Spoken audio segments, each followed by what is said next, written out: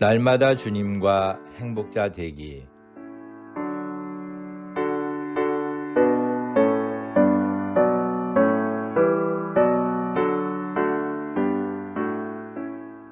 여러분 안녕하십니까? 조이풀 목회 칼럼입니다.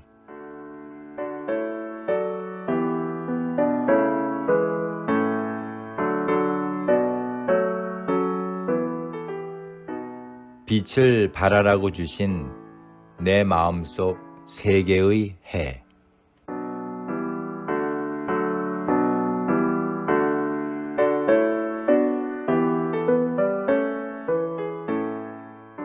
하나님이 주신 일어나라 빛을 발하라는 말씀은 모든 이들에게 하나님의 영광을 위하여 죄악의 자리에서 회개하여 일어나 하나님의 말씀으로 빛을 발하는 사명을 갖게 합니다.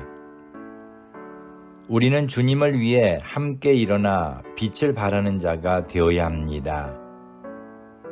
그러기 위해서는 각각의 연약한 빛이 아닌 협력하여 연합한 빛을 발해야 더 큰 일을 감당할 수 있을 것입니다.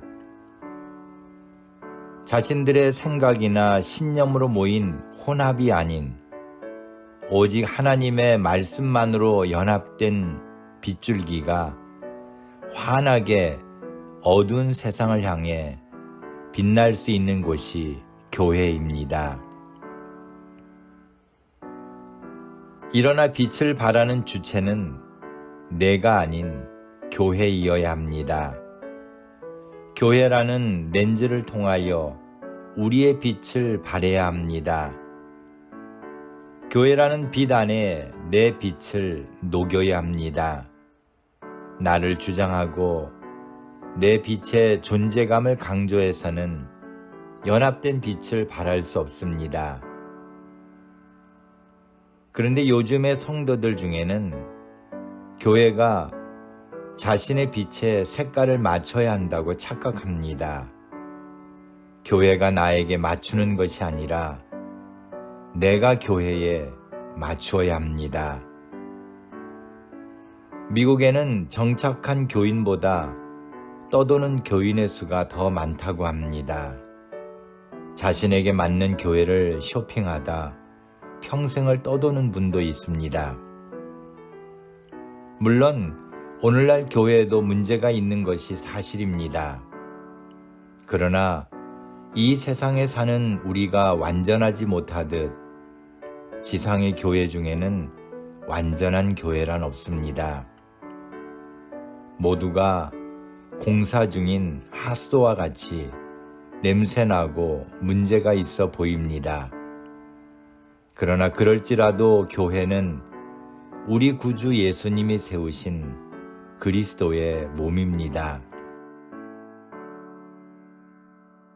교회를 교회되게 하자는 말을 외치지만 어찌 보면 자기가 원하는 교회되기를 바라는 것은 아닌지 반문해 보아야 합니다.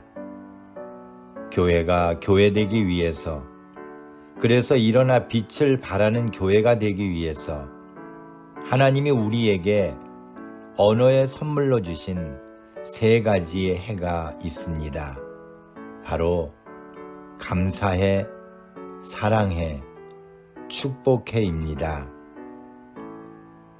세상에서는 요즘 암 예방과 노화 방지를 위한 처방으로 미안해, 감사해, 사랑해, 축복해라는 말을 권장하고 있습니다. 평소에 이 말을 하도록 노인들을 대상으로 임상 실험을 한 결과 혈액 내 산화선 스트레스 지표가 50%가 감소했다고 발표했습니다. 그 결과 암, 고혈압, 당뇨, 파킨슨병 등의 발생 확률이 낮아졌다고 합니다.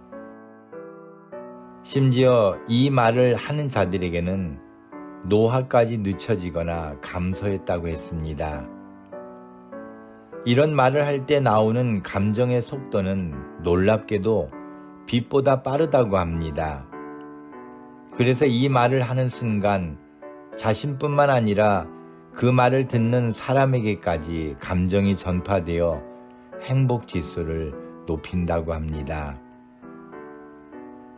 세상에서 뒤늦게라도 깨달은 하나님이 주신 언어의 선물을 우리가 먼저 실천하면 좋겠습니다.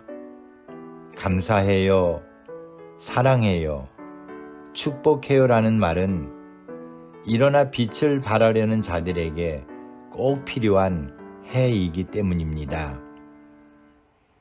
하나님의 영광을 위하여 살기 원한다면 이젠 더 이상 미워해, 원망해, 싫어해를 말하지 말고 오직 감사해, 사랑해, 축복해만을 말하는 교회가 되기를 원합니다.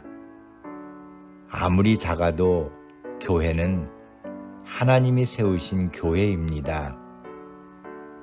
신앙생활은 내가 만들어가는 것이 아니라 하나님께서 나를 만드시도록 온전히 맡기는 것입니다.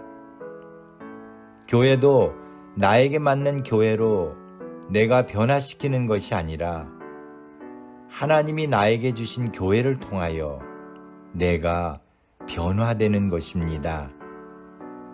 이 주체를 잊어버려 잘못하면 내가 교회의 주인이 되어 대주주 행세를 하게 되는 것입니다. 감사합니다.